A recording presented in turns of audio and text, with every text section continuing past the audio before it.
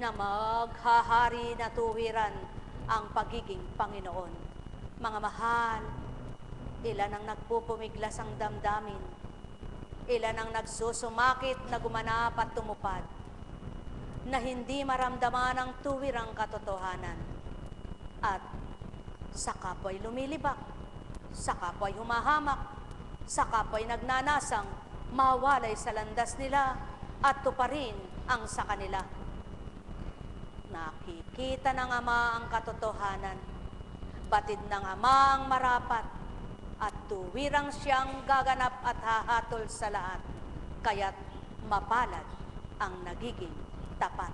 Halina kayo, mga mahal ko, katapat ay tupting nyo. Doon sa paghamak sa kapwa ay huwag tutulad kayo. Doon sa paghatol ay huwag gagawin nyo, kundi patuloy na gawin nyo ang may pakinggan ito. Sa puso nyo at damdamin ay iiral ang kaloob niya, damdaming mapagmahal sa tuwina. Kaya nga, matatawag kayong tunay na mga anak. At tulad ni Saulo, ginamit ay kapwa-tao, si Ananias na magbibigay liwanag ng kanyang mga mata.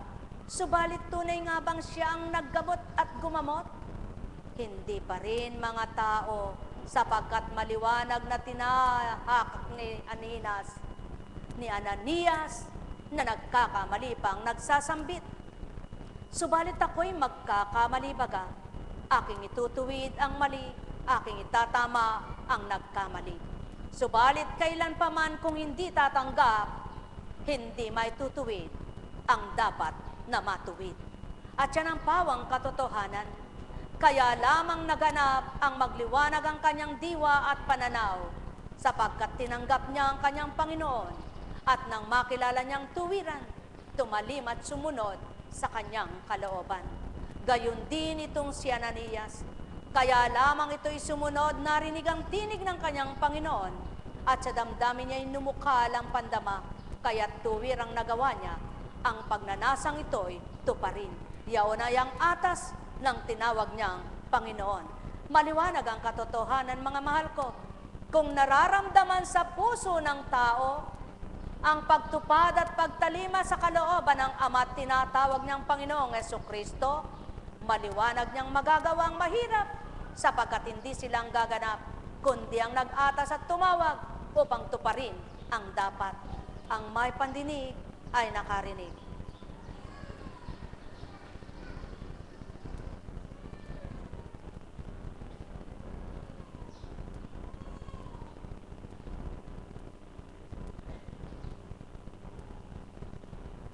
Tapos na po ba kayo?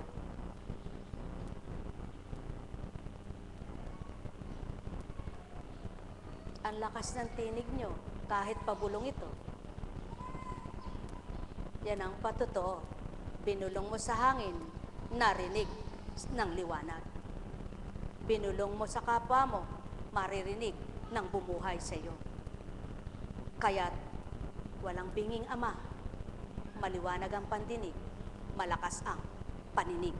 Sumayinyong kapayapaan, mga minamahal, katotohanan ng sakitinuran, niloob na maganap yaon upang sambitin. Ang Ama'y hindi bingi, kundi malakas ang pandinig. Ang Ama'y hindi bulag, kundi maliwanag ang kanyang pananaw. Kaya't sino man kanyang anak, saan man dako magtungo, sulok man ang daigdig, kanyang mahahanap. Ilalim man ang karagatan, kanyang matatarok, burol mang inakyatan, kanyang maabutan. Kuweba mang pinasukan, kanyang hahanapin yan. O mga mahal, anong ibig kong ituran? Saan man sa sulok ng isip nyo at sulok ng puso nyo, makintalang mga hindi tama at marapat, matatarok, maaarok, pa rin ang Ama na bumuhay. Kaya't arukin ninyo ang salita at tatarukin ninyo, magigalak ang bawat marapat. Mahal na mahal ko kayo, tuwiran kong tinuturan, mahal na mahal ko kayo. Ay buhay. Buhay nga po ba ang Diyos? Buhay nga po ba ang Diyos? Napakabuti ng Ama. Dakila nga po ba siya? Alam niyo po, Nahihirapan po ba kayong umunawa? Manghingi po kayo ng magaang pangunawa at makakaunawa po kayo. Inaantok na po ba kayo? Tumindig nga kayo, tindig, tindig, tindig.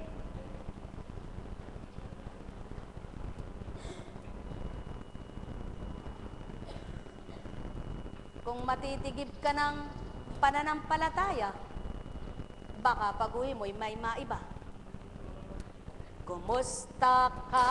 Kay Kristo'y masaya, ikaw ay magsaya, lumigaya ka anak ng Ama na minamahal niya, upang malimutan mong mga problema.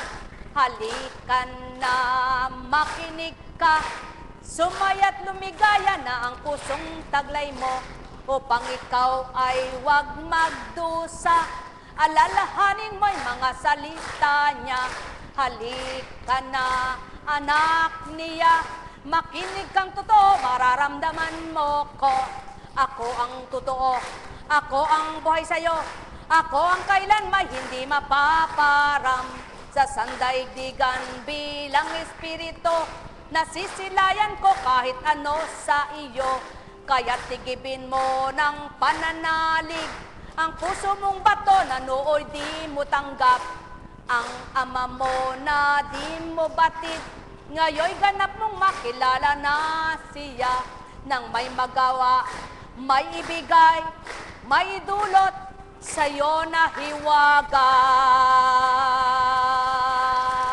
Sumainyong kapayapaan, pagharian kayo. Buhay na po ba kayo? Kumusta ka? Sabi ng ama. Mabuti ba? Kumusta ka, anak? Anong sagot mo? Naku, Eka, hindi po mabuti kasi wala akong pera eh. Hindi po mabuti kasi wala po akong damit eh. Hindi po maganda kasi po may nararamdaman ako. Hindi po nakabubuti ang tanong mo.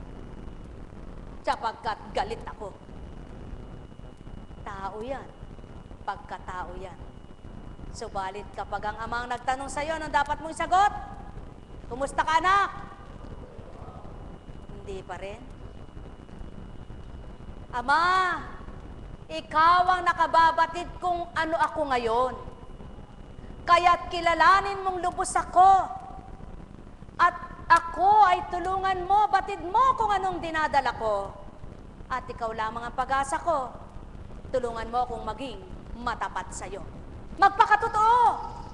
Huwag yung kumusta ka, mabuti. Walang pinagkaiba dun sa wala naman siyang pera, hindi niya masabing, wala nga akong pera dahil nahihiya. Huwag na kayong mahiya sa ama. Ibigay nyo ng todo-todo, wika nga ng tao. Pasubali ay ito, ipagkaloob mo ng buong-buo ang sarili mo at huwag ka nang mahiya pa.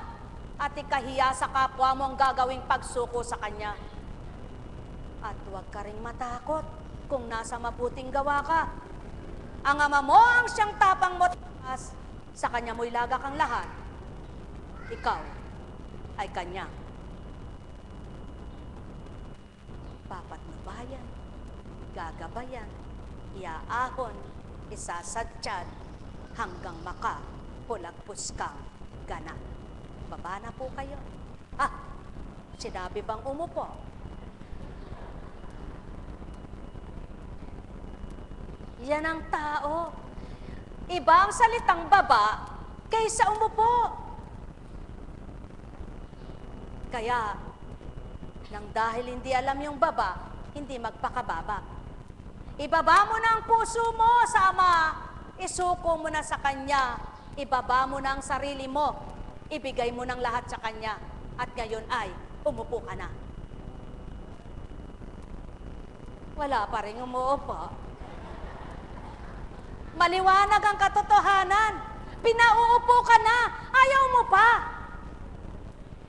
Sapagkat mataas ang pananaw mo sa iyong sarili. Ngunit di ko tinurang ikaw ito. Hinambingan ko lamang ang ginagawa ninyo. Binigyan ko lamang kahulugan ang ginawa nyo. Ngayon, kung di nyo naunawaan, sasama loob nyo. Dahil nakatindig ka pa, ba't sinabi sa akin